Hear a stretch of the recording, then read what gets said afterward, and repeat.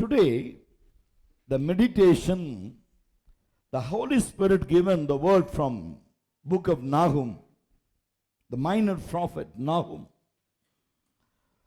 chapter 1 verses 15.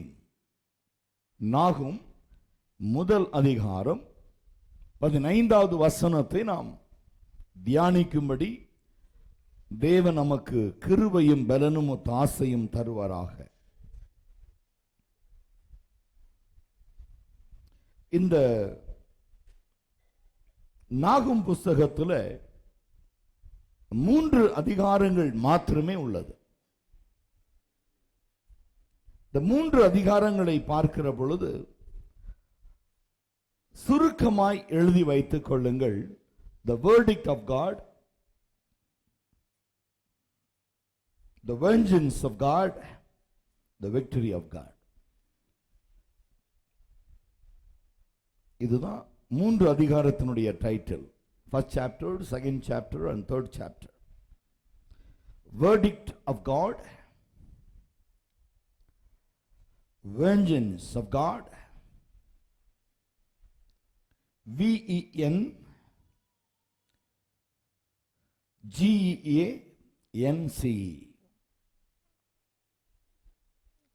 மூன்றாவது the victory of God, victory of God. இந்த 3 பகுதிகளை நாம் பார்க்கிற பொழுது இந்த 3 காரியங்களும் the verdict என்று சொல்லுகிற பொழுது தேவனுடைய தீர்ப்பு. எதை குறித்த தீர்ப்பு, எப்படிப்பட்டதான ஒரு தீர்ப்பு என்று பார்க்கிற பொழுது நாம் 1:15 நாம் வாசிக்கிற பொழுது நாம் அதில் எப்படிப்பட்ட ஒரு தீர்ப்பை தேவன் எழுதி வைத்திருக்கிறார். இதோ சமாதானத்தை கூறுகிற சுவிசேஷகனுடைய கால்கள் மலைகளின் மேல் வருகிறது. யூதாவே, உன் பண்டிகைகளை ஆசரி, உன் பொருத்தனைகளை செலுத்து. துஷ்டன் இனி உன் வழியாய் கடந்து வருவதில்லை, அவன் முழுவதும் சங்கரிக்கப்பட்டான். This is a prophetical word about God's verdict. That means the feet of him who brings good tidings, who proclaim peace, சமாதானத்தை சுவிசேஷமாய் நற்செய்தியாய் கூறுகிற சுவிசேஷகனுடைய பாதங்கள் எவ்வளவு அழகாய் இருக்கிறது. சமாதானம் என்று சொல்லுகிற பொழுது அதை நாம் ஷாலோம் என்று சொல்லுவோம். ஒருவேளை இந்திய தேசத்தில் we don't know the value of shalom.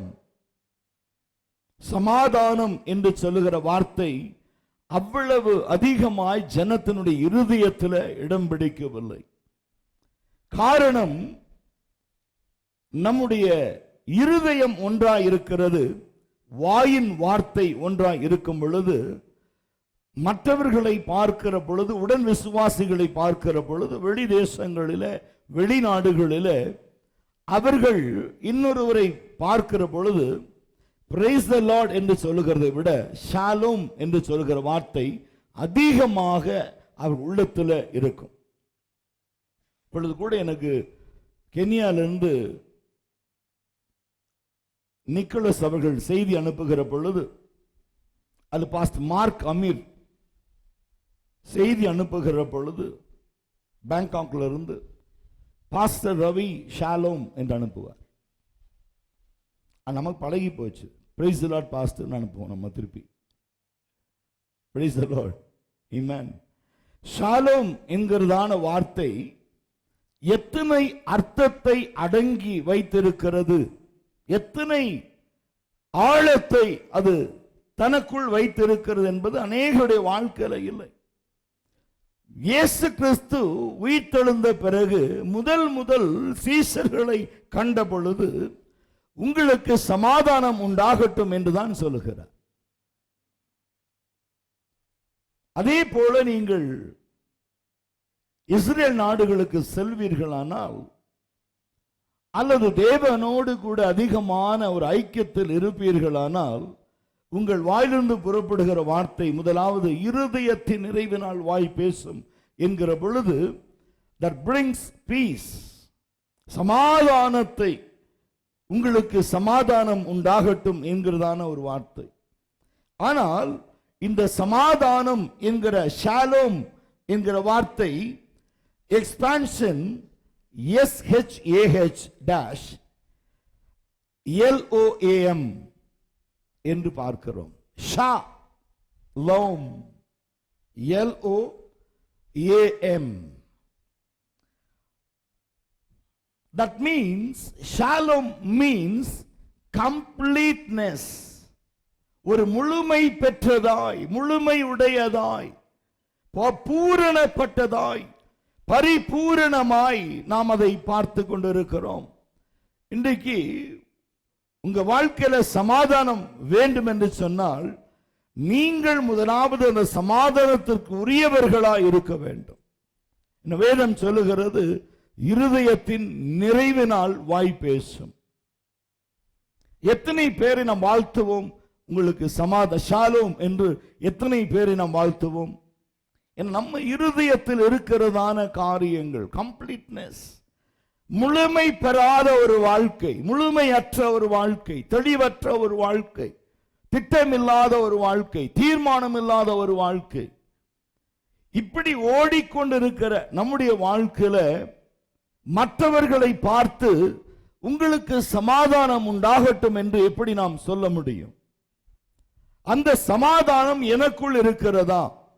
அந்த சமாதானத்தினாலே நான் முழுமை பெற்றிருக்கிறேனா? அப்ப இது யாருடைய வாழ்க்கையில நாகும் உரைக்கிறார் என்று சொல்லி பார்க்கிற பொழுது, prescribed, the minor prophet very clearly says, we cannot say this word to the Gentiles or the people, those who in the world. புறஜாதிகளுக்கும் உலகத்தில் இருக்கிறதான ஜனங்களையும் பார்த்து உங்களுக்கு சமாதானம் உண்டாகட்டும் என்று நாம் ஒருபோதும் சொல்ல முடியாது, சொல்லவும் கூடாது. கம்ப்ளீட்னஸ், அது இன்னும் ஆழமாய் பார்க்கும் பொழுது wholeness. Completeness is different than wholeness. நான் நிறைவாய் இருக்கிறேன், கம்ப்ளீட்னஸ். நிறைக்கப்பட்டிருக்கிறேன், கம்ப்ளீட்னஸ். ஹோல்னஸ், முழுமை அடைந்திருக்கிறேன். கிறிஸ்துவுக்குள் நான் முழுமை பெற்றிருக்கிறேன். இதுதான் ஆவிக்குரிய வாழ்க்கையில அனுதினமும் நாம் பார்க்கிறதான ஒரு காரியம்.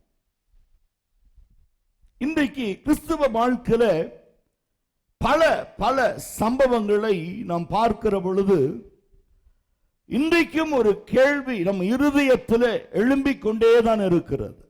கிறிஸ்துவ வாழ்க்கையில நான் வாழ்கிற பொழுது, கிறிஸ்துவ வாழ்க்கையில நான் கிறிஸ்துவுக்காக அர்ப்பணிக்கிற பொழுது, என்னுடைய வாழ்க்கையில நான் கடந்து வருகிற பாதைகள் அவ்வளவு எளிதானதோ அவ்வளவு சுலபமானதோ இல்லை.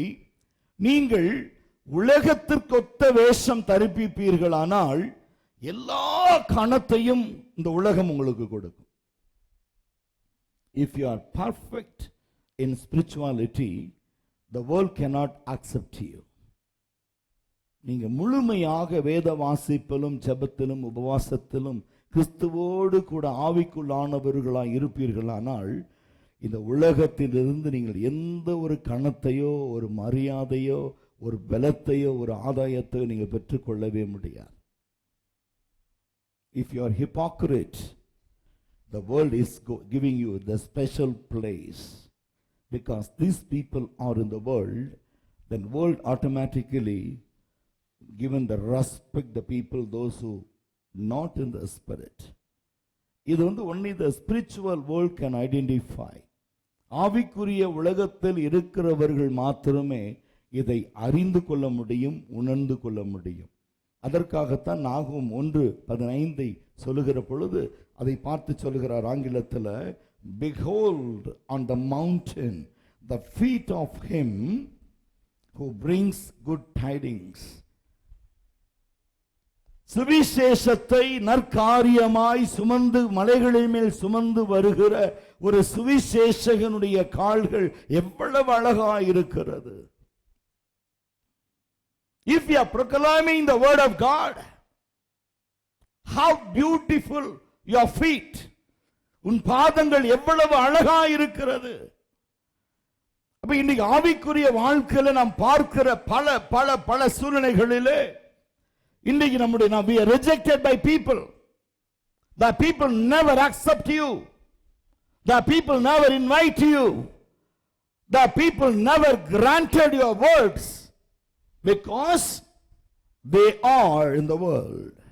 அவர்கள் உலகத்தை சேர்ந்தவர்கள், உலகத்தோடு இணைந்திருக்கிறவர்கள். அதனால தான் அவங்களுக்கு சுவிசேஷகனுடைய பாதங்களை வரவேற்பதற்கு தகுதியற்றவர்களாய் உணர்வற்றவர்களாய் இருக்கிறார்கள். அடுத்த ஒரு காரியம் இங்கே பார்க்கும் பொழுது, the mountain, that means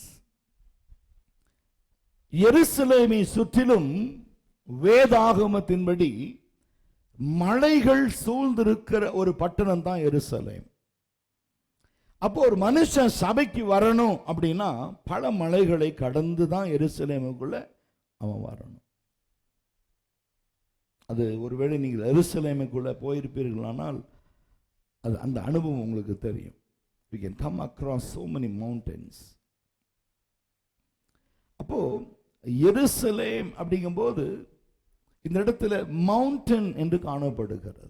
அதை எப்படி சொல்லுகிறார் தீர்க்கதரிசி? The mountains are those surrounding Jerusalem. The message is one of deliverance from the oppression of the enemy. This is what the secret very clearly says. The mountains are those surrounding Jerusalem. The message is one of deliverance from the oppression of the enemy, which allows the people of Judah to resume their appointed feast and fulfill their vows without the threat of wicked one. Wicked one. அப்ப நீ பாருங்க, உன் பண்டிகைகளை நீ ஆசரி, உன் பொருத்தனைகளை செலுத்து. அதைத்தான் பார்க்கணும். துஷ்டன் உன் வழியாய் வரமாட்டான். நீ உன் பண்டிகையை ஆசரிக்கும் பொழுது எதற்கு துஷ்டன் உன் வழியாய் வருகிறான்? கிறிஸ்தவர்களுக்கு எப்ப பண்டிகை? டிசம்பர் 25. அப்படியா? நீ பொதுவா 3 பண்டிகைகளை அதிகமாய் ஆசரிப்பார்கள் விசேஷமாய். இயேசு கிறிஸ்துவும் அல்ல, அல்லது ஆவியானவரும் அல்ல, அல்லது நமக்குள் வாசமாய் இருக்கிறதான அந்த வார்த்தையும் வார்த்தைக்குரிய அர்த்தங்களும் அப்படி சொல்லவே இல்லை. ஒரு உண்மையான கிறிஸ்தவனுக்கு எப்ப பண்டிகை அப்படின்னா அது ஞாயிற்றுக்கிழமைகளில். அதைத்தான் சொல்ற பரிசுத்த ஓய்வு நாள், பண்டிகை நாள். ஏன்னா அநேக நேரங்களிலே நம்ம பார்க்கும் பொழுது இந்த சபையை பொறுத்த வரைக்கும் நம்ம ஞாயிற்றுக்கிழமை ஆராதனைங்கும் போது அது 3வது நாள் ஓய்வு நாள் ஆயிடுது. நமக்கு 3வது நாள் தான் பண்டிகை. வெள்ளிக்கிழமை உபவாச கூட்டம், சனிக்கிழமை அப்பவும் ஃபாஸ்டிங்கில் தான் வரும். பைபிள் காலேஜ் முடிக்கிறோம் உபவாசத்தோட. ஞாயிற்றுக்கிழமை என்ன செய்யறோம்? உடனே ஆராதனைக்கிழமை தரோம். அப்போ வாரம் 3 நாள் பண்டிகை தான் நமக்கு. 3வது நாள் பண்டிகையினுடைய கடைசி நாள். இது ரொம்ப பேருக்கு இந்த அர்த்தம் தெரியாது. They don't know the value, they don't know the secret. Even though they are sit at home, they don't have time to visit a church to receive the word of God. How come they celebrate Christmas? How come they celebrate New Year? How come they celebrate Easter? If every Sunday you are not visit a church as a Christian, the tradition, even the traditional people visiting on Sundays to worship the Lord, but many people are given all lame excuses and they try to avoid attending the church. Even though if they come, they never take the notes of it. They say this is in memory. Normally the people used to tell me, I never boast of myself. The people used to tell me, Pastor, your brain is computer brain. I said, I don't know. No. Long back I told you something you still remember. Long back I told you still you remember. என்னைக்கோ சொன்ன அது இன்னைக்கும் ஞாபகமா வச்சிருக்கீங்க. நான் சொல்றேன், எனக்கு இந்த வேதம் அனுதினமும் வாசிக்கவும் எழுதப்படவும் வேண்டும். எனக்கு நீ கம்ப்யூட்டர் பிரெயினா இருந்தாலும் கூட சரி, இல்லை கம்ப்யூட்டரில் ரெக்கார்ட் பண்ணுறவனா இருந்தாலும் சரி, இந்த எழுத்துக்கள் நீ எழுதும் பொழுதுதான். வேதத்தை வாசித்து பாருங்க. இந்த தீர்க்க தரிசனத்தை வசனத்தை கேட்கிறவனும் அதை வாசிக்கிறவனும் அதன்படி நடக்கிறவனும் பாக்கியவான். அப்போ பொதுவாகவே நீங்க டீச்சர்ஸ் கிட்ட போய் கேட்டு பார்த்தீங்கன்னா, ஒரு பிள்ளை ஒரு எக்ஸாமுக்கு ப்ரிப்பேர் பண்ணும்போது அவங்க படிக்கிறத காட்டிலும் எழுதுவது நல்லது என்று சொல்லுவாங்க. ஹோம் ஒர்க்னு ஏன் கொடுக்குறாங்கன்னா, அவங்க எழுதி பழகும் பொழுது பரீட்சையில் எழுதும் போது அவங்களுக்கு ரொம்ப ஃப்ளோ ஈஸியாக இருக்கும். ஈஸியாக அவங்க மைண்டில் மெமரி ஆயிரும். இந்த கொஸ்டினுக்கு அந்த ஆன்சர் கடகடன்னு எழுதிட்டு போயிடுவாங்க. சரியா? சரி, என்ன பண்ணுவான்? எழுதவே மாட்டான். அவன் படிச்சுக்கிட்டே இருப்பான் பாருங்க. அந்த ஃபைனல் எக்ஸாம் வந்தோன்னு என்ன செய்வான்? 2 தடவை எழுதிட்டு 3ஆவது தடவை வச்சுக்குவான். 2 தடவை கை திரும்பி கை வலிக்கும் அவனுக்கு. வீட்டில் வந்து சொல்லுவான், எழுதி கையெல்லாம் வலிக்குது. ஏன்னா என்னைக்காவது எழுதுனா அப்படித்தான் இருக்கும். என்னைக்காவது பைபிள் படித்தா அப்படித்தான் இருக்கும். என்னைக்காவது உபவாசித்தா அப்படித்தான் இருக்கும். என்னைக்காவது சபைக்கு வந்தால் அப்படித்தான் இருக்கும். எப்போதுமே அவர் சமூகத்தில் இருக்கும்போது பழகி போயிடும். Price the Lord, price the Lord. நான் ஒரே ஒரு வார்த்தை சொன்னேன். இஸ்ரவேல் ஜனங்கள் தேவனுடைய சமூகத்தில் கர்த்தருடைய ஆண்டவர் சொல்லுகிறார் மோசே இடத்துல, நான் இந்த ஜனங்களோடு பேச வேண்டும். மோசே, ஜனங்களை பரிசுத்தமாக்கு, நான் அவர்கள் மத்தியிலே உலாவ வேண்டும் என்று சொன்ன பொழுது மோசே ஜனங்களை ஆயத்தப்படுத்துகிறான். ஜனங்களை மோசே ஆயத்தப்படுத்தின பொழுது அவர் கொடுமுடியிலே வல்லமையாய் இறங்கினார். அந்த இடம் முழுவதும் நெருப்பு காடாய் புகை காடாய் மாறினது. இடி முழக்கத்துக்கு ஒத்த சத்தம் வந்தது. ஜனங்கள் சொன்னார்கள், ஐயோ, கர்த்தர் எங்களோடு பேச வேண்டாம், நாங்கள் மரித்து விடுவோம். மோசே, நீங்க பேசுங்க, கர்த்தர் உங்களோடு பேசட்டும், நாங்கள் உங்களுக்கு செவி கொடுக்கிறோம். What it means? Moses having the practice to speak to God every time. This is not new to him. இது மோசேக்கு புதிதல்ல. இந்த ஜனங்க தேவனோடு பேசாமையே இருந்துட்டு முதல் கர்த்தர் பேசும்போது பயம் உண்டாகிறது. இது இன்னொரு டிஸ்அட்வான்டேஜ் கூட இருக்கு. என்ன தெரியுமா? கர்த்தர்கிட்ட பேசாமே இருந்துட்டு திடீர்னு சத்தத்தை கேட்டோன்னு அது பிசாசான்னு தெரியாது. ஆவியனர் பேசுறாரா, ஆவியனுக்கு பதிலாக வேற யாராவது பேசுறான்னு தெரியாது உனக்கு. அதுதான் இன்னைக்கு குழப்பம் ஜனங்களுடைய வாழ்க்கையில, கன்ஃபியூஷன். அதுதான், யார் பேசுறான்னு தெரியாது, வெளிப்பாடு என்னன்னு தெரியாது, கர்த்தருடைய திட்டம் என்னன்னு தெரியாது, கர்த்தருடைய தீர்மானம் என்ன தெரியாது, கர்த்தருடைய வழிநடத்தல் என்னன்னு தெரியாது. ஏன்னா உன்னுடைய வாழ்க்கையில பிரச்சனை வரும் பொழுது, நீ முழங்கால் படி போடும் பொழுது, வேதத்தில் வாசித்து பாருங்க, தானியேலுக்கு ஒரு பிரச்சனை வருகிறது. எல்லா மனுஷனுக்கு வர்ற மாதிரி ஒரு பிரச்சனை. ராஜாவை தவிரவர் யாரிடத்திலும் விண்ணப்பம் செய்யக்கூடாது என்கிறதான ஒரு கட்டளை கையெழுத்தாகிறது. தானியேல் பயப்படல. வேதம் சொல்லுது, அவன் தான் முன்பு செய்து வந்தபடி அவன் ஜெபிச்சுக்கிட்டு இருந்தான். He practiced to pray. He know how to communicate God. He least bother. உடனே ராஜா சொன்னான், இவனை கொண்டு போய் சிங்க கபில போடுங்க. கொண்டு போய் தொப்புன்னு போட்டாங்க. அப்பவும் தானியேல் பயப்படல. பைபிள் இருக்கா? அவனை கொண்டு போய் சிங்க கபில தள்ளின பொழுது தாவீது அலறினான், ஆண்டவரே உதவி செய்யும், கர்த்தாவே தூதர்களை அனுப்பும், என்னை காப்பாற்றும் என்று கதறினார்களா? இல்ல. இன்னைக்கு பிரச்சனை வந்த உடனே நீ போய் ரூம்ல போய் கதறியே, அந்த கதறலுக்கு பதில் வராது, உன்னுடைய கண்ணீருக்கு பதில் வராது, உன் வேதனைக்கு பதில் வராது. காரணம், you are not practiced to speak to God. நீ அனுபவப்பட்டவன் அல்ல கர்த்தரோடு பேசுவதற்கு. நீ ஏற்கனவே கர்த்தரோடு அனுதினமும் பேசிக்கொண்டிருக்கிறவனாயானால் பிரச்சனை வரும் பொழுது நீ கலங்க வேண்டிய அவசியம் இல்லை, கர்த்தர் பார்த்துக் கொள்ளுவார். ஆமென். God himself look after your problem. God himself look after your problem. எந்த சூழ்நிலையிலும் நீ கலங்க வேண்டிய அவசியம் இல்லை. கண்ணீர் விட வேண்டிய அவசியம் இல்லை. ஏற்ற காலத்தில் கர்த்தர் காரியங்களை செய்வார். ஏற்ற காலத்தில் கர்த்தர் ஒத்தாசை அனுப்புவார். மறந்து விடாதீங்க. ஹல்லேலூயா, ஹல்லேலூயா. இன்னும் புரியல. இப்போ ஒரு 3 காரியம் சொன்னேன். First chapter, second chapter, third chapter. The chapter 1, the verdict of God. Second chapter, the vengeance of God. Third chapter, the victory of God. அதையே 3 காரியமா திருப்பி வேற விதமா பிரிச்சு கொடுக்கிறேன். முதலாவது, God is jealous God. God is jealous God. JEALOUS. நீங்க ஒண்ணே பார்க்கலாம். நீங்க அவர் God is jealous God. Praise the Lord. நீங்க நினைக்கிற மாதிரி jealousness அது வேற. இரண்டாவது, அவர் God is judge. Our God is judge.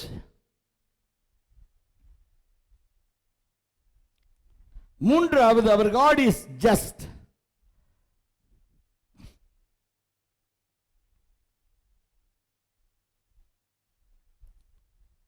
Our God is just.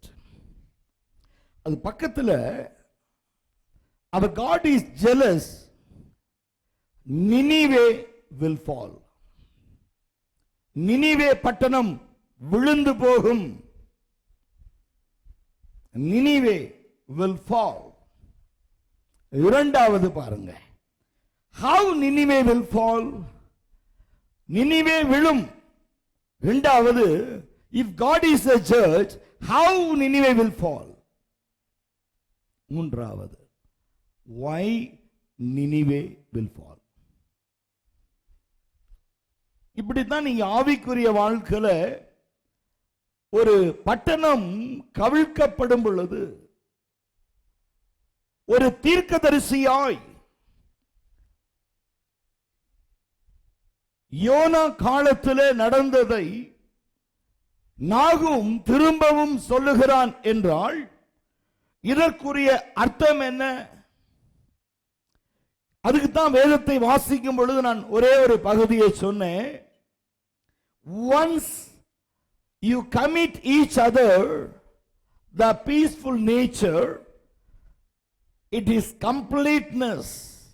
இரண்டாவது wholeness. மூன்றாவது ஷாலோம் என்பதற்கு ஹெல்த் என்ற அர்த்தம், ஆரோக்கியம் என்ற அர்த்தம், ஹெல்த். மூன்றாவது வெல்ஃபேர் என்ற அர்த்தம். ஷாலோம் என்பதற்கு என்ன அர்த்தம்? வெல்ஃபேர். ஷாலோம் என்பதற்கு சேஃப்டி என்ற அர்த்தம். சாலோம் என்பதற்கு சவுண்ட் என்ற அர்த்தம். சவுண்ட்னஸ் போட்டுங்க. சவுண்ட்னஸ் அப்படின்னா சத்தம் உண்டு பண்ணுகிறது அல்ல, அது ஒரு கனத்திற்குரிய ஒரு வார்த்தை. Sound, the word is soundness. இன்னும் கொஞ்சம் பார்த்தீங்கன்னா harmony,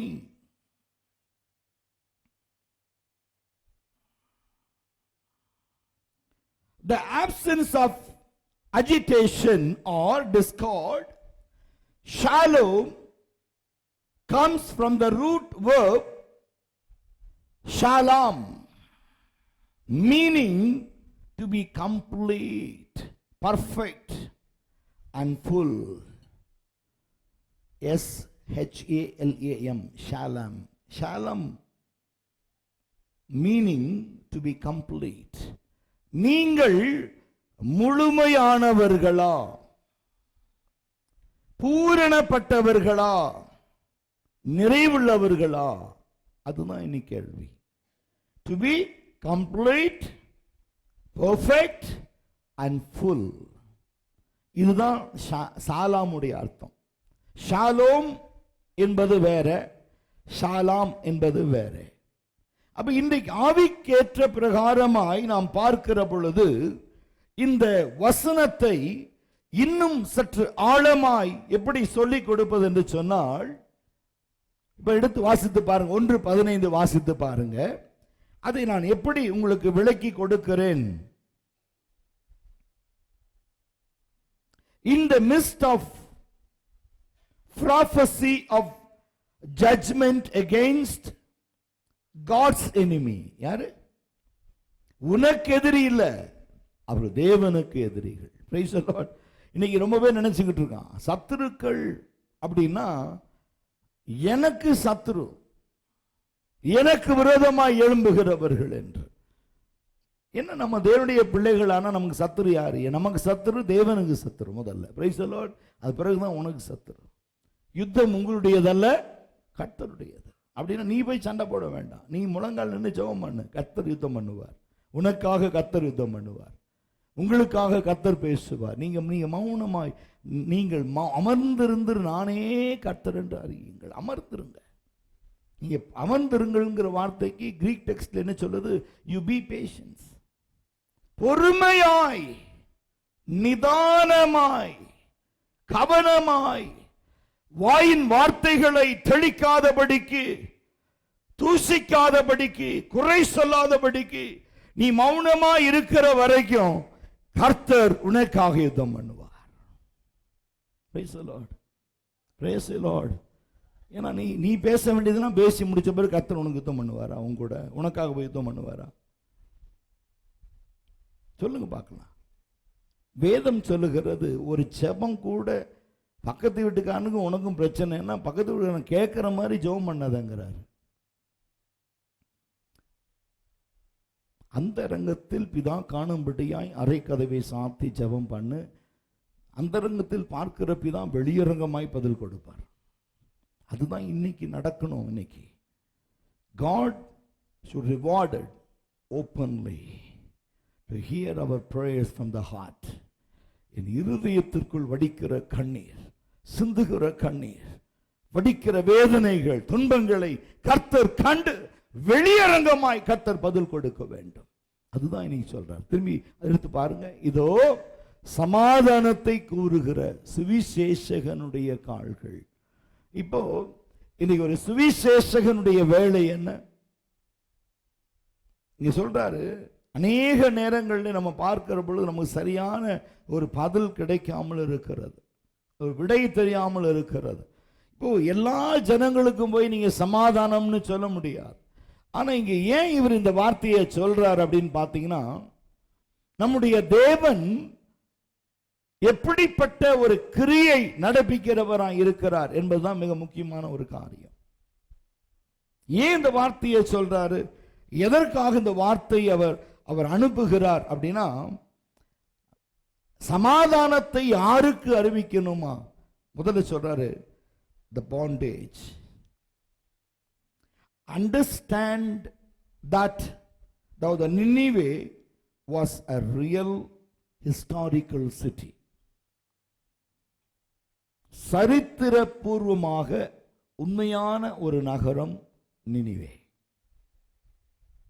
Today it can represent a strong hold of sin or oppression in the believer's life. புரியும் நினைக்கிறேன். நினிவே எப்படிப்பட்ட பட்டணம்?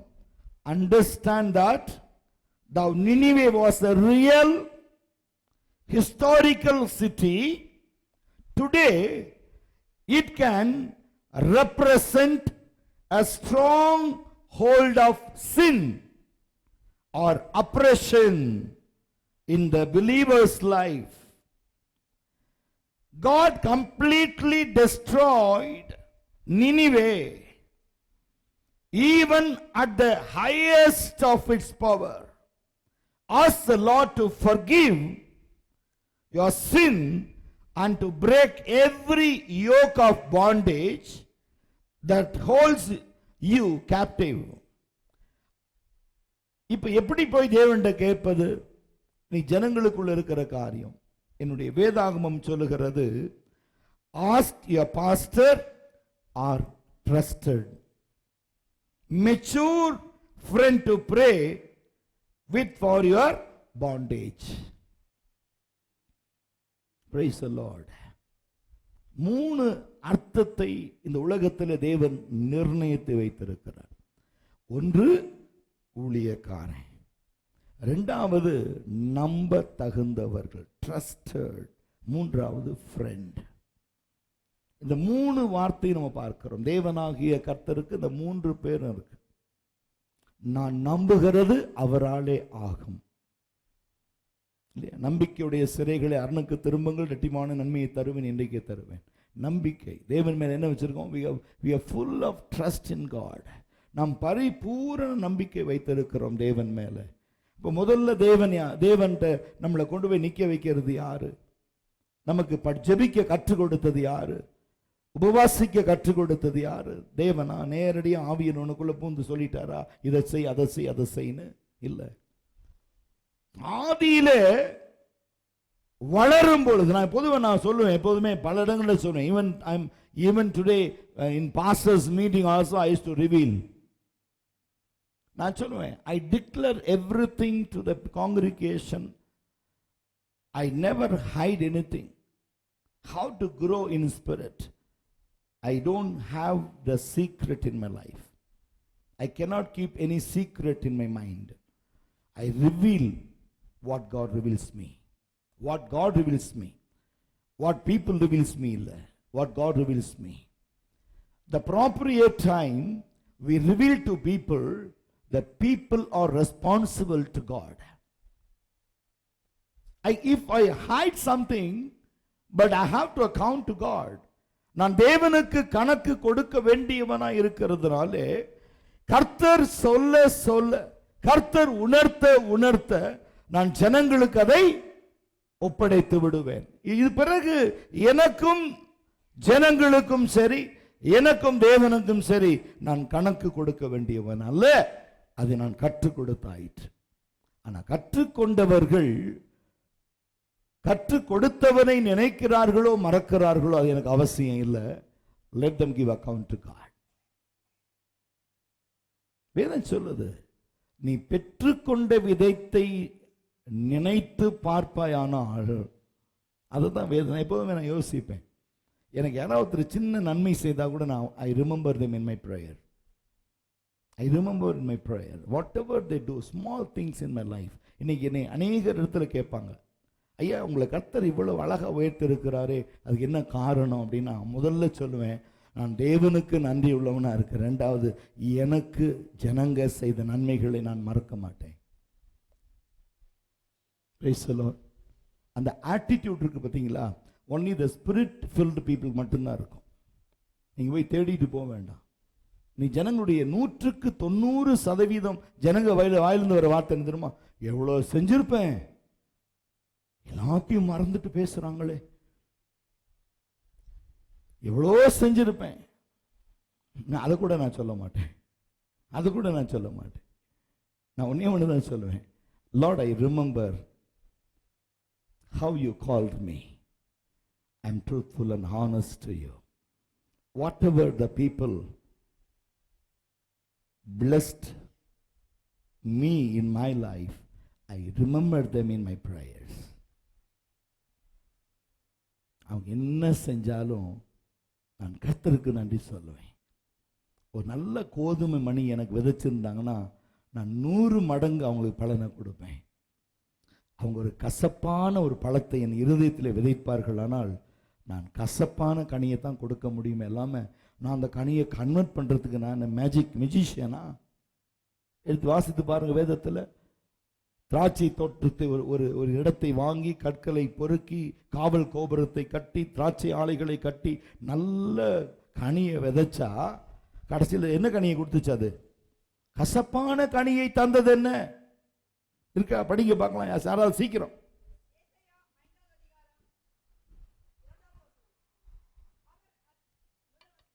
படிங்க.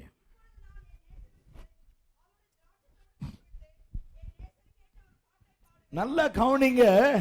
இப்பொழுது நான் என் நேசரிடத்தில் அவருடைய திராட்சை தோட்டத்தை குறித்து என் நேசருக்கேற்ற ஒரு பாட்டை பாடுவேன்.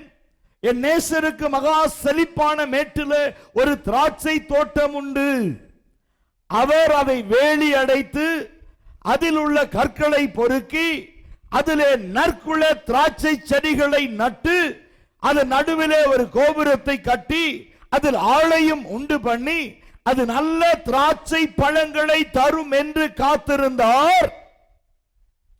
அதுவோ கசப்பான பழங்களை தந்தது.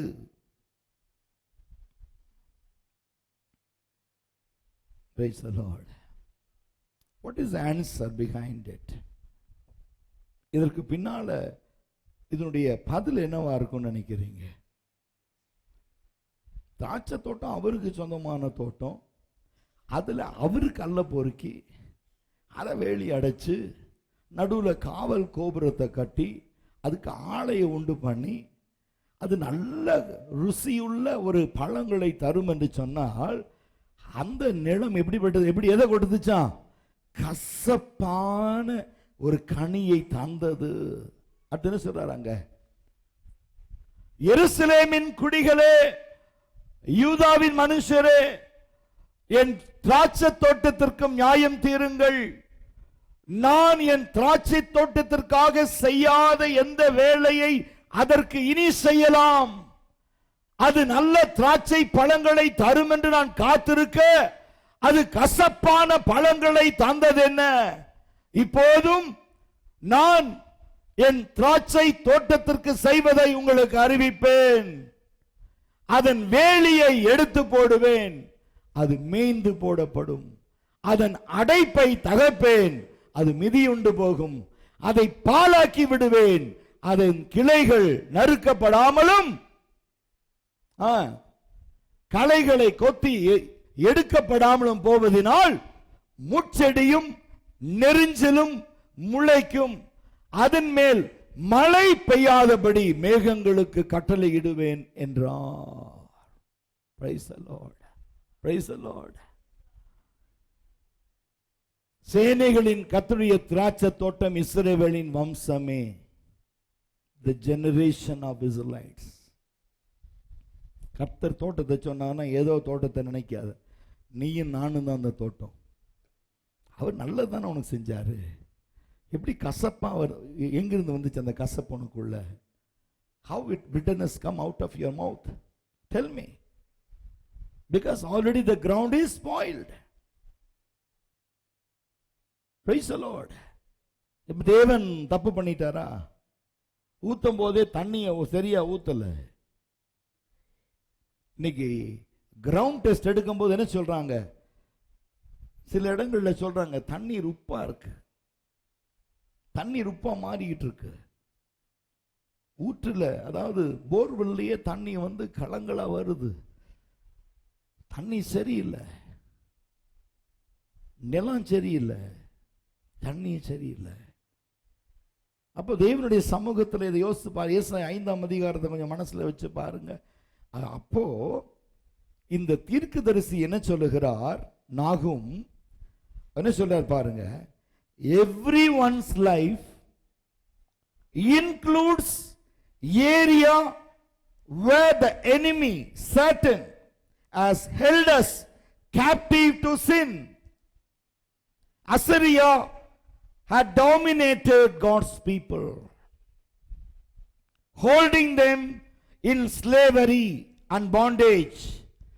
The book of Nahum, we read that the time had come for God. He break the yoke of oppression. நேரம் நாட்கள் வரும் என்று கர்த்தர் சொல்லுகிறார். நாட்கள் வரும் என்று கர்த்தர் சொல்லுகிறார். நீங்க அதைத்தான் நல்லா கவனிக்கணும். எந்த மாதிரி நாட்கள் வரப்போகுது, எந்த மாதிரி நாட்களை கர்த்தர் உங்களுக்கு கொடுக்க போகிறார். அப்ப இயேசு வருகிறார். எதிர்கொண்டு போகும்போது எதுவும் கூட எடுத்துட்டு போக முடியாது. வீட்டின் மேல் இருக்கிறவன் எதையாவது எடுக்கலாம் என்று எதையாவது எடுக்கலாம் என்று இறங்காது இருக்கணும்னு என்ன அர்த்தம்? அப்படியே கிளம்பிடணும். இந்த அம்மா எங்கெங்க என்னென்ன வச்சிருந்தாங்களோ தெரியல. லோத்தினுடைய மனைவியை சொல்றேன். தூதன் கையை பிடிச்சி தரன்னு இழுத்துட்டு போயிட்டு ஓடிருங்கன்னு சொன்ன உடனே அந்த அம்மாவுக்கு மனசு இருக்கு பாருங்க, கேட்கவே இல்லை. எங்கெங்க என்ன வச்சாங்களோ தெரியல, அந்த அம்மாவுக்கு மனசு எல்லாம் இங்கே தான் இருக்கு. சரி சொல்லுவாங்க, நாங்கள் ஆள் தாங்க இங்கே இருக்கோம், மனசு அங்கே இருக்கு. ஆள் தான் இங்கே இருக்கோம், மனசெல்லாம் அங்கே இருக்கு. அந்த மாதிரி இந்த அம்மா ஆள் இங்கே இருக்கு, மனசு அங்கே இருக்கு. திரும்பி திரும்பி பார்த்துச்சு, முடிஞ்சிச்சு கதை.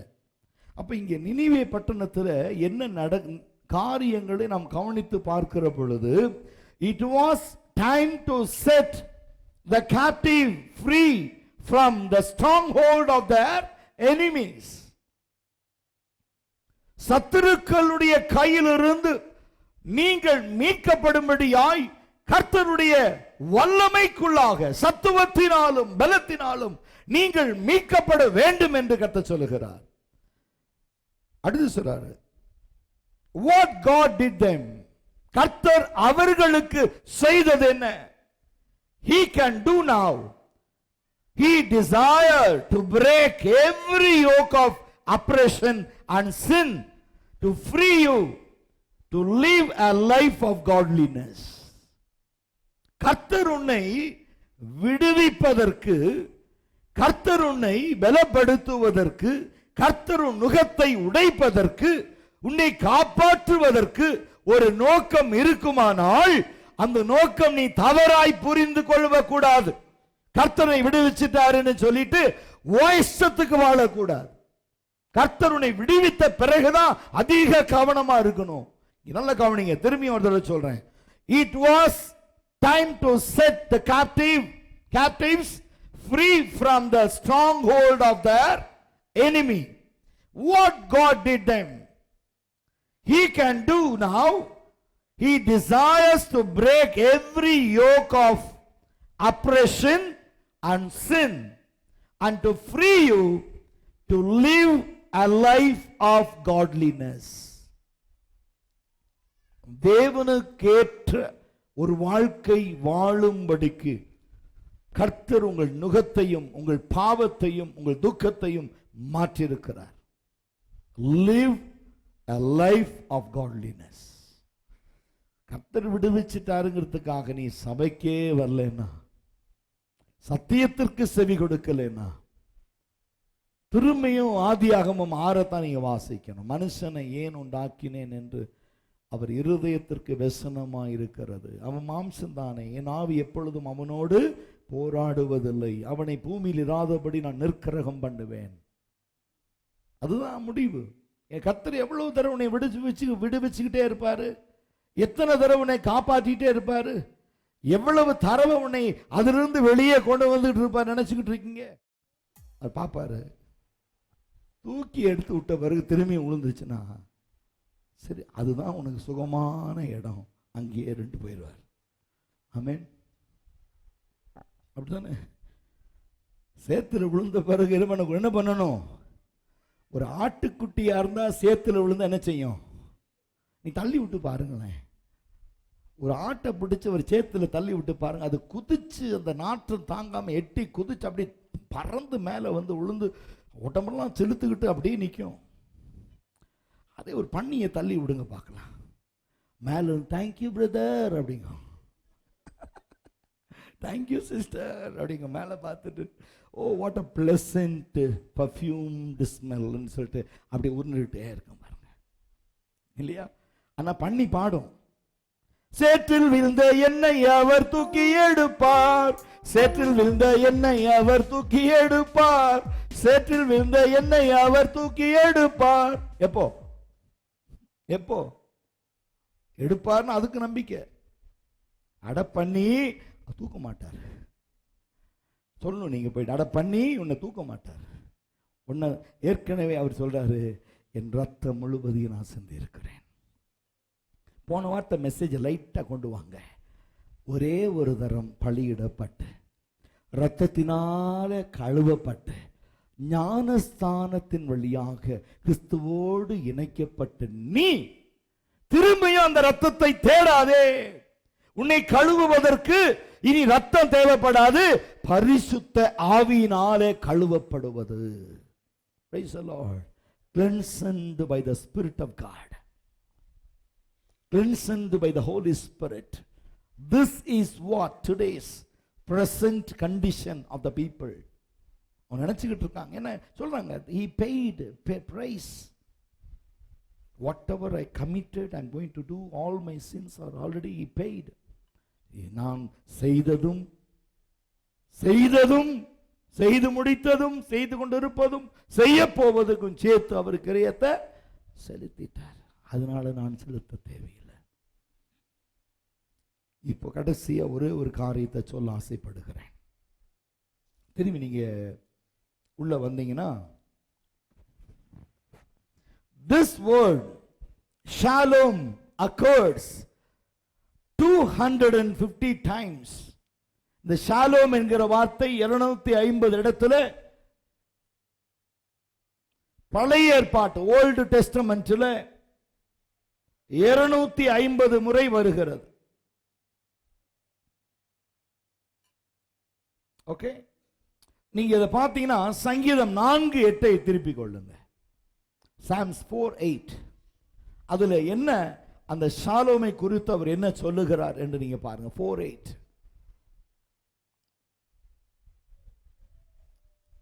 சமாதானத்தோடு படுத்துக்கொண்டு நித்திரை செய்வேன், கர்த்தாவே நீர் ஒருவரே என்னை சுகமாய் தங்க பண்ணுவீர். ஏசாயா 48:18 Book of Isaiah 48:18 Book of Isaiah 48:18 அதுல என்ன இருக்கு பாருங்க. என் கற்பனைகளை கவனித்தாயானால் நலமாயிருக்கும், அப்பொழுது உன் சமாதானம் நதியை போலவும் உன்னுடைய நீதி சமுத்திரத்தின் அலைகளை போலவும் இருக்கும் அப்படின்னு சொல்றாரு.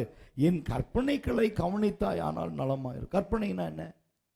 It is not law, the revelation of God. இங்க வந்து இந்த வார்த்தை நீ கவனிக்கணும். ஐசையா 48:18 சொல்ற கற்பனைகள் என்ன அர்த்தம்? நீங்க தூங்கிட்டே உட்கார்ந்து கற்பனை காண்றீங்களா? அது இல்ல. கற்பனை வேற, கட்டளைகள் வேற.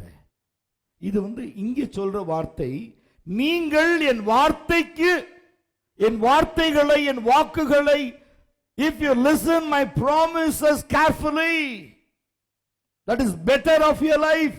உன் வாழ்க்கைக்கு அது நலமாயிருக்கும்.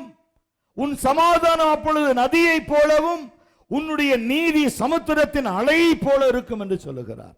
வார்த்தையை கவனிக்கிறவங்க வழியிலெல்லாம் சமாதானம் நதியை போல ஓடும். Price the Lord. நீங்க ஒரு இடத்துல போய் நின்ன உடனே சமாதானம்னு அந்த இடம் நதியா போய் நிரம்பிடும். Price the Lord. சமுத்திரத்தின் அலைகளை போல அப்பப்போ சமாதானம் வந்துட்டு வந்துட்டு போகும். அலை என்னைக்காவது ஓஞ்சிருக்கா? அந்த மாதிரி இருக்கும்.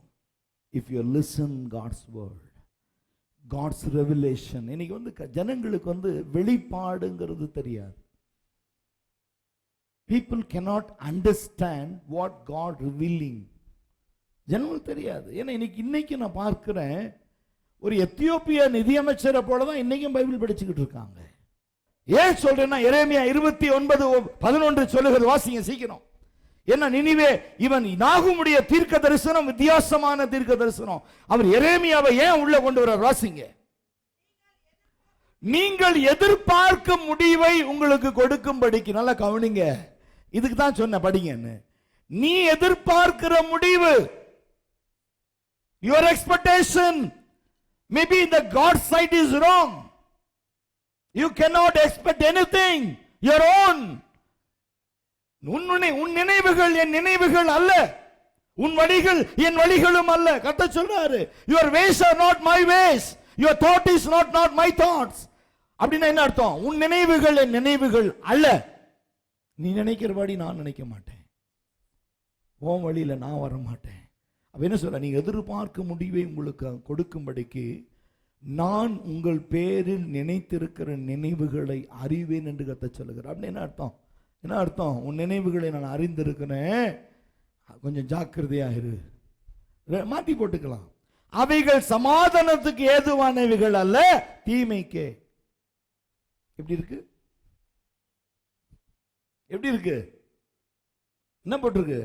நீங்கள் எதிர்பார்க்கும் முடிவை உங்களுக்கு கொடுக்கும்படி நான் உங்கள் பேரில் நினைத்திருக்கிற நினைவுகளை அறிவேன், அறிந்திருக்கிறேன் என்று கர்த்தர் சொல்லுகிறார். அவைகள் சமாதானத்துக்கு ஏதுவான நினைவுகள் அல்ல, தீமைக்கு ஏதுவானவைகள். உன் நினைவு தீமை, கர்த்தருடைய நினைவுகள் சமாதானம். Praise the Lord. The peace brings in your life more blessings. நீ நினைச்சுக்கிட்டு போற ஒரு வாழ்க்கை அது கோணையா போயிடும், தீமையா போயிடும், கர்த்தர் விரும்பாம போயிடும். That is your thought. ஏன்னா இன்னைக்கு பாருங்க, இந்த சபையில மட்டும்தான் ஒரு பாஸ்டர் சொன்னாரு, இங்கே பிரசங்கம் முடிச்சுட்டு போயிட்டு உள்ள உட்காரும்போது சொன்னாரு, ஐயா இந்த சபையில மட்டும்தான் நான் ஒரு ஒழுங்க பார்த்தேன், மொபைல் அடிக்கல அப்படின்னாரு. இந்த சபையில மொபைல் சத்தம் வரல, இல்லைன்னா சபையில் அங்கங்க மொபைல் சத்தம் வந்துகிட்டே இருக்கும்னு நான் சொன்ன, மொபைலோட சேர்த்து ஆளையும் தூக்கி வெளியே போட்டுருவேன். ஏன்னா இங்க நம்ம ஊழியத்தில் உட்கார்ந்து இருக்கிற ஆளுகள் நீங்க பார்த்தீங்கன்னா நல்லா கவனிங்க. ஊழியம் தொடங்கி 25 வருஷமா 24 வருஷமா இந்த ஊழியத்துக்கு வர்றாங்க, இருக்காங்க. 24, 23, 22, 21, 20, 19, 18, 17, 16, 15, 14, 13, 12, 11, 10, 9, 8, 7, 6, 5, 4, 3, 2, 1 இருக்காங்க. ஆனா ஒரு நாள் கூட வந்து, பாஸ்டர் அங்க ஃபேன் ஓடல பாஸ்டர், இங்க காத்து இல்லை பாஸ்டர், எங்க சீட்டு உட்கார்ற சீட்டு சரியில்லை பாஸ்டர்னு ஒருத்தரும் சொல்லலை. சொல்லாத ஆள் பூரா கர்த்தருக்காக எல்லாத்தையும் சகிச்சுட்டு உட்காந்துக்கிட்டு இருக்கான். சொன்னவன் இல்லை. இதை மாத்து அதை மாத்து இதை மாத்து அதை மாத்துன்னு ஏமாத்தி உட்காந்து போயிட்டான். புரிஞ்சுதா? மாத்துனவன் ஆளை காணோம், மாத்துறதுக்கு மாத்தின பிறகு ஆளை காணோம். அவன் சொல்றாங்க, ஐயா இங்கே பாடுகளை அனுபவித்தோமானால் அங்க சுகத்தை அனுபவிப்போம். ஒரு அம்மா ஏதோ ஒரு பேப்பரை வச்சுக்கிட்டு அப்படி விசிறிட்டு இருந்தாங்க. நான் அவங்கள கவனிச்சேன். கொஞ்சம் வயசானவங்க டைட்ஸ் கொடுக்க உள்ள வந்தாங்க. நான் சொன்னேன், ஏம்மா, அவங்க பாஷையிலே கேட்டேன், ஏம்மா ரொம்ப வெக்கையா இருக்கோ அப்படின்னா, ரொம்ப சூடா இருக்கோ அப்படின்னு. நம்ம சொன்னாங்க, பரவாயில்லையா, அந்த 9:30 மணிலேருந்து 12 மணி வரைக்கும் தானே, அதுக்கப்புறம் வெளியே போயிடுவோம், காற்று நல்லா வீசும், வீட்டுக்கு போனோன்னு ஃபேனை சோறா வச்சு உட்காந்துக்குவோம்.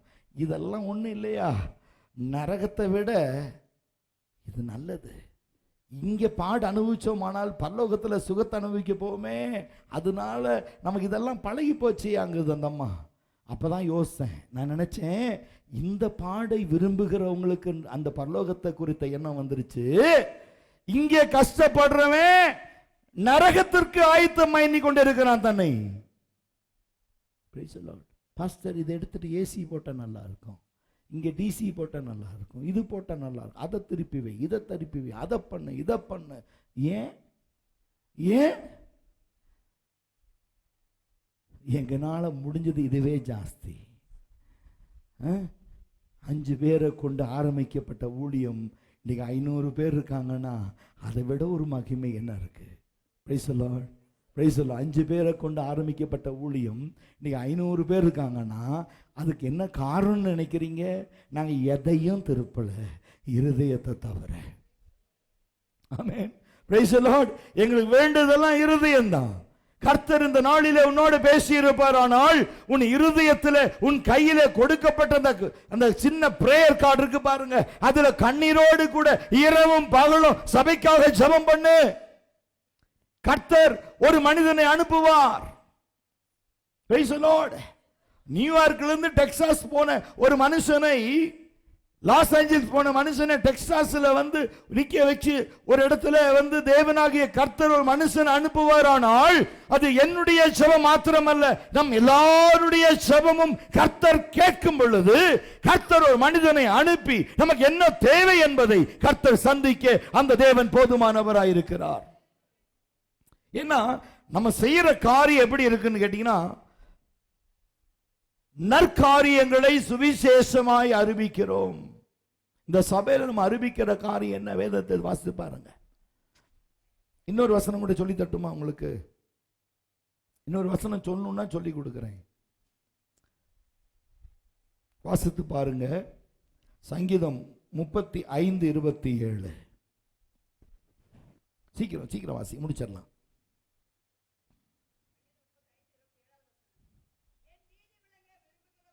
என் நீதி விளங்க விரும்புகிறவர்கள் கம்பீரித்து மகிழ்ந்து தமது ஊழியக்காரனுடைய சுகத்தை விரும்புகிற கர்த்தருக்கு மகிமை உண்டாகுவதாக என்று எப்பொழுதும் சொல்ல கடவர்கள். ஆமென். அவருடைய நீதி விளங்க விரும்புகிறவர்கள் எப்படி? கம்பீரித்து மகிழ்ந்து தம்முடைய ஊழியக்காரனுடைய சுகத்தை கர்த்தர் விரும்புகிறார். ஆமென். Praise the Lord. எத்தனை பேர் தெரியுமா? ஒரு அம்மா ஒரு ஊருக்கு போயிருந்தப்போ அந்த அம்மா சொன்னாங்க, ஐயா இன்னைக்கு ஃபாஸ்டிங்கில் இருக்கேன் அப்படின்னாங்க. எதுக்குமா ஃபாஸ்டிங்? ஏதாவது பிரச்சனையா? ஜோம் பண்ணலாமாண்ணா? இல்லை இல்லை இல்லை, எங்கள் ஊழியக்காரருக்காக நான் உபவாசம் இருந்து ஜெபிக்கிறேன். எங்கள் ஊழியக்காரர் கர்த்தர் சுகத்தோடும் பலத்தோடும் ஜீவனோடும் ஆயுசு நாட்களோடும் கர்த்தர் எல்லா தேவைகளோடும் கர்த்தர் அவர் ஆஸ்வதிக்கணும்னு நான் ஃபாஸ்டிங் இருக்கிறேன். நீங்கள் ஜோம் பண்ணுறது பாஸ்ட்டுக்கு தெரியுமா அப்படின்னு கேட்டேன். நான் சொன்னேன், அதெல்லாம் தெரியாதியா, நான் என் இருதயத்தில் கர்த்தர் உணர்த்தினார், அதற்காக நான் ஜெபம் பண்ணேன். அப்போ ஊழியக்காரருடைய சுகத்தை நாங்கள் விரும்பணும்னா கர்த்தர் எங்களை ஆசீர்வதிப்பார். This is a technique for many of the lives, but many of them try to hurt the servant of God, not pray for the servant of God, not for the bless the servant of God. The criticizing and abusing the servant of God. ஆனால் இங்கே என்ன இருக்கு? சங்கீதம் 35:27 அவருடைய நீதி விளங்கணும்னு நினைக்கிறவங்க என்ன செய்யணுமா? ஆண்டவரே நீதி செய்யுங்க, கர்த்தாவே உம்முடைய நீதி விளங்கட்டும் அப்படிங்கிற என்ன செய்வாங்களாம்? விரும்புகிறவர்கள் கம்பீரித்து மகிழ்ந்து தமது ஊழியக்காரனுடைய சுகத்தை விரும்புகிற கர்த்தருக்கு மகிமை உண்டாவதாக என்று எப்பொழுதும் சொல்ல கடவர்கள். இன்னைக்கு நிறைய ரகசியங்களை கர்த்தர் சொல்றார். ஏன் தெரியுமா? இன்னைக்கு உங்களுக்கு you don't know how to pray. உங்களுக்கு ஜெபிக்க அறியாது இருக்கிறீங்க, உங்களுக்கு ஜெபிக்க தெரியல, அதுதான் பிரச்சனை. ஆனா இங்கே இன்னொரு காரியம் பாருங்க. ஏசாயா 53:5 திருப்பிக் கொள்ளுங்க. புக் ஆஃப் ஐசாயா 53:5 சீக்கிரமா.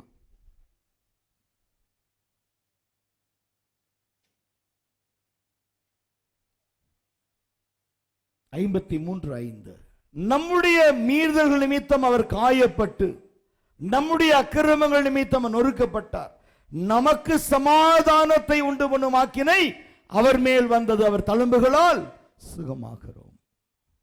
நமக்கு சமாதானத்தை உண்டு பண்ணும் ஆக்கினை அவர் மேல் வந்தது. அப்ப நமக்கு எல்லாம் சமாதானத்தை கொடுக்கிற ஆக்கினை தான் அவர் வந்திருக்கு. அப்ப இந்த ஷாலோம் அப்படிங்கிற வார்த்தைக்கு தான் அவர் அவ்வளோ பாடுபட்டிருக்கார். நமக்கு எல்லாருக்கும் சமாதானத்தை கொடுக்க அவர் கஷ்டப்பட்டிருக்கிறார். அப்ப இங்கே ஒரு காரியத்தை நான் சொல்லி முடிக்க ஆசைப்படுகிறேன். Thank God for the good news of gospel and worship Jesus who has given us the victory over Satan. தேவனுக்கு எப்பொழுதும் நீங்கள் நன்றி உள்ளவர்களாக இருக்கணுங்க. அவன் சத்துருவை நான் ஜெயிக்க, சத்துருவை நான் மேற்கொள்ள எனக்கு பலன் தந்தீரே, சுகம் தந்தீரே, ஜீவனை தந்தீரே. இன்னைக்கு அநேகர் என்ன செய்வாங்க? பல நேரங்கள் நம்முடைய வாழ்க்கையில் காணப்படுகிற காரியங்கள் அதுதான். பல நேரங்களில் யோசிக்கிறோம். உங்களுக்கு அமெரிக்க தேசத்தில் டாக்டர் ஹார்வர்ட் கேள்விப்பட்டிருக்கீங்களா? டாக்டர் ஹார்வர்ட் எவ்வளோ பேர் கேள்விப்பட்டிருக்கீங்க? அமெரிக்க தேசத்தில் வெரி பிக் டாக்டர் ஹார்வர்ட். ஒரு சின்ன கிராமத்தில் ஒரு வியாபாரி, ஒரு பிசினஸ் பாய் தன்னுடைய வியாபார பொருள்களை எல்லாம் தன் பையில சுமந்து கொண்டு ஒரு வீடு வீடாக போகிறான். ஒரு ஏழை சிறுவன். அவன் போய் ஒரு வீட்டு கதவை தட்டுறான். அதுக்கு மேலே அவனா நடக்க முடியல. அப்போ அவன் சொல்றான், கொஞ்சம் தண்ணி வாங்கி குடிச்சிட்டு அப்புறமா போடலான்னு சொல்லிட்டு ஒரு பை நிறைய. இங்கே எப்படி உங்களுக்கு ஃப்ளிப்கார்ட் இருக்குது, அது அந்த நாட்களில் அது அப்போவே வந்துருச்சு. போய் ஒரு கடைக்கு போனோன்னா அவன் என்ன செய்வான்? காலையில் சில பெரிய பேக்கில் திங்ஸை கொடுத்துருவான். நீங்கள் சுமந்துட்டு போயிட்டு வீடு வீடாக விற்கணும். விற்றுட்டு ஈவினிங்கில் கொண்டு வந்து அந்த பணத்தை கொடுத்தோன்னா அந்த கமிஷனை கொடுத்துருவாங்க. அப்படி இந்த ஹாவர்ட் என்கிற இளைஞனா இருக்கிற பொழுது அவர் என்ன செஞ்சாரு, ஒரு கிராமத்துக்கு போறாரு. அங்கே ஒரு வீட்டினுடைய கதவை தட்டுகிறார். அம்மா கொஞ்சம் கதவை திறங்க அப்படின்ட்டு. நம்ம எப்போதுமே இந்த பிஸ்னஸ் பீப்புள் வந்தோன்னா அவங்க கொஞ்சம் கன்வின்ஸ் பண்ணி வாங்க வச்சுருவாங்க. இந்த மாட்ட காசு இல்லை. நம்ம சொன்னாங்கன்னா, பாய் I don't have money to buy any thing, I'm sorry அப்படின்னு உள்ளேருந்து சொல்கிறாங்க. Please open the door, please open the door. அப்போ நம்ம கதவை, என்னப்பா விஷயம், கொஞ்சம் குடிக்க தண்ணி கொடுங்க அப்படின்னு கேட்குறான். நாவெல்லாம் வறண்டு போச்சு. நம்ம அந்த மகனை பார்த்துட்டு ஒரு சொட்டு கண்ணீர் வடிச்சிட்டு, கொஞ்சம் உட்காருப்பாங்க, இந்த பையை இறக்கி வை, உட்காருங்க, முதல்ல கொஞ்சம் அரை டம்ளர் தண்ணி கொடுத்து திருண்டு தண்ணி கொடுத்தாங்க. இதை குடி ஃபஸ்ட்டு. குடித்தோன்னம்மா கொஞ்சம் நிறையா கொடுங்கம்மா, நீ குடிப்பா ஃபஸ்ட்டு. இதை குடித்தோடனே உள்ளே இருந்து தன் வீட்டுக்குள்ளே இருந்து ஒரு பெரிய டம்ளரில் தழும்ப தழும்ப பாலை கொண்டு வந்து அவங்ககிட்ட கொடுத்தாங்க. தம்பி இந்த பாலை குடிங்க அப்படின்ட்டு. அவர் அப்படியே மலைச்சு போயிட்டாராம். அந்த பாலை 2 கைடி வாங்கி மடக்கு மடக்கு மடக்கு மடக்கு மடக்கு குடிச்சிட்டு, அம்மா ரொம்ப நன்றிம்மான்னு சொல்லிட்டு கண்ணில் அப்படியே தண்ணீரோடு அந்த டம்ளரை கொடுத்துட்டு போயிட்டார். சில ஆண்டுகள் உருண்டோடின. இந்த அம்மாவை இந்த தம்பி பார்க்கல, இந்த தம்பியை அந்த அம்மா பார்க்கல. பல ஆண்டுகள் கழித்து இவருடைய வேலை என்னன்னா, வியாபாரம் பண்ணி தன் வீட்டையும் பார்த்துக்கிட்டு தன்னுடைய படிப்பையும் கவனித்து கொண்டிருந்தான். Is completed is doctor degree. மருத்துவத்தை முடிச்சுட்டான். ஒரு பெரிய ஹாஸ்பிட்டலில் ஹெட்டாக வேலை செய்கிறான். அப்போது இந்த அம்மாவுக்கு உடம்பு சரியில்லாமல் ஒரு வியாதி, பெரும் வியாதி அந்த அம்மாவுக்கு வந்திருக்கு. அந்த ஹாஸ்பிட்டலுக்கு அந்த அம்மா வராங்க. வந்த உடனே இந்த சார்ட் இவனுக்கு போகுது, இந்த ரூமுக்கு, இவனுடைய ரூமுக்கு போகுது. சார்ட்டெல்லாம் பார்த்தோன்னா அந்த ஊர் பேரை பார்க்குறான், ரொம்ப ஃபெமிலியர். ஏன்னா இவன் மனசில் அந்த தாய் கொடுத்த கொஞ்சம் பாலை குடிக்க கொடுத்தாங்களே, அது அவன் இருதயத்தில் அந்த ஊர் மேலே ஒரு பெரிய மதிப்பு மரியாதையும் அவனுக்குள்ளே வந்துருச்சு.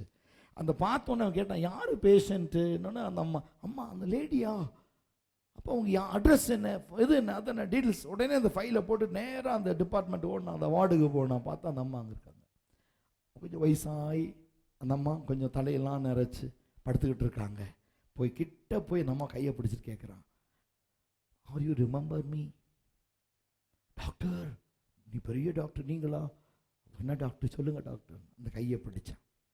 அவன் சொன்னான், யூ ரிமெம்பர் மீ? இல்லையே தம்பி, ஒரு சிறு பையனாய் நான் புஸ்தகம் வியாபாரம் பண்ணிக்கிட்டு வந்தேன், சில பொருட்களை வியாபாரம் செஞ்சுட்டு வந்தேன். ஒரு நாள் உங்கள் வீட்டில் தண்ணி கேட்டேன், நீங்கள் தண்ணிக்கு பதிலாக பால் நிறைய பெரிய டம்ளரில் தழும்ப தழும்ப பால் குடிச்சிங்க. அதை குடித்த பிறகு உங்களை மறக்கவே முடியல. அதுக்கு பிறகு நான் வியாபாரமாக வேறு கிராமங்களுக்கு போய் படித்து முடித்து இன்றைக்கி பெரிய டாக்டராக இருக்கேன். உங்களுக்கு ஆக வேண்டிய எல்லா மருத்துவ செலவுகளை நான் பார்த்து கொள்ளுகிறேன். Praise the Lord. If you do anything without any expectation, my God shall provide all our needs. Praise the Lord. அவர்தான் டாக்டர் ஹாவர்ட் அவருடைய தன்னுடைய புஸ்தகத்தில் எழுதுகிறார், ஒரு முறை நான் சிறு பையனாக வியாபாரம் போகும்போது அந்த அம்மா எனக்கு இதை கொடுத்தாங்க. நீ ஆவிக்குரிய வாழ்க்கையில் வேதம் சொல்லுது, ஒரு கலசம் தண்ணீரை குடிக்க கொடுக்கிறவனுக்கு மிகுந்த பாக்கியம் உண்டு. You are not giving to the person, you are not giving to anyone. Whatever you are committed to God, that will be rewarded by God, not from the people. If you do something for the people, you cannot expecting the same people will do the more than that. No. God's plan and purpose is different. If whatever you do something for God and God's children, it will be returned 100-folds from various position and various place. He is a provider. Jehovah Jireh, he is my provider. புரிந்து கொள்ளுங்க. இன்னைக்கு இவங்களுக்கு செஞ்சுட்டு இவங்க தான் திருப்பி கொடுக்கணும் அப்படின்னா எதுக்கு அவர் அங்கே உட்கார்ந்துட்டு இருக்கணும்? எதுக்கு வேத எழுத்துக்களா இருக்கணும்? ஏன் எனக்குள்ள ஆவியானவரா உட்கார்ந்துருக்கணும்? வேதத்தை எடுத்து வாசித்து பாருங்க. பல நேரங்களில் நாம் யோசிக்கிறோம், கடைசியாக திரும்ப அந்த வசனத்தை வாசிப்போம். நாகும் 1:15 வாசிப்போம்.